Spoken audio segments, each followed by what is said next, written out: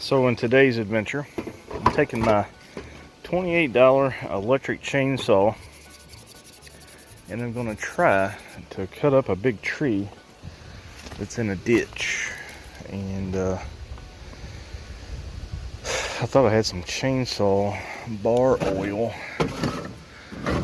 but I probably don't. Oh, yep, I do. So I'm getting ready to see how this little chainsaw does, considering I have done nothing but use and abuse it. I'm like a cheap whore. And that's the truth.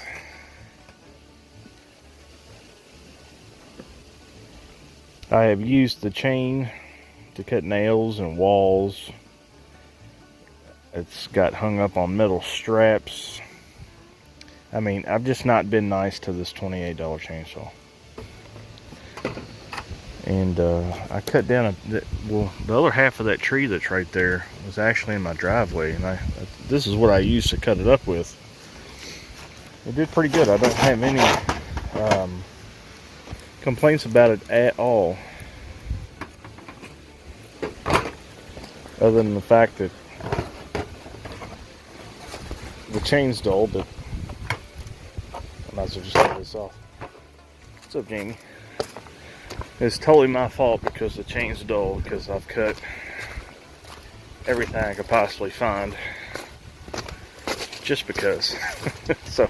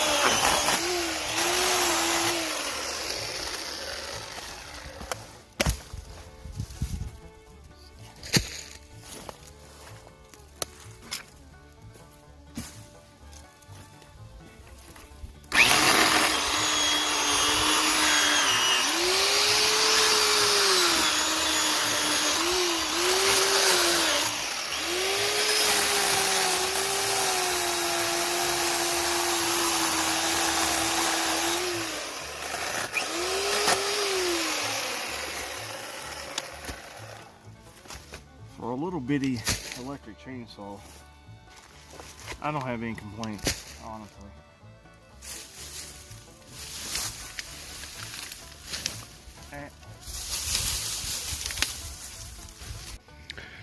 Well, apparently I have woken somebody up.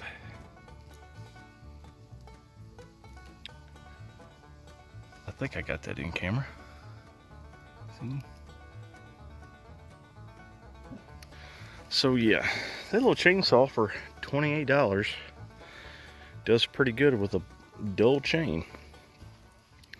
And like I said, I'm just trying to clear this ditch out, you know, a little bit. Maybe it flow a little bit better when we get some more heavy rain. So, but yeah, I don't have anything bad to say about this little chainsaw at all.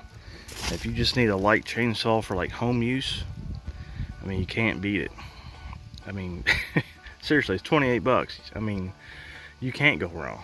So, I recommend everybody gets one.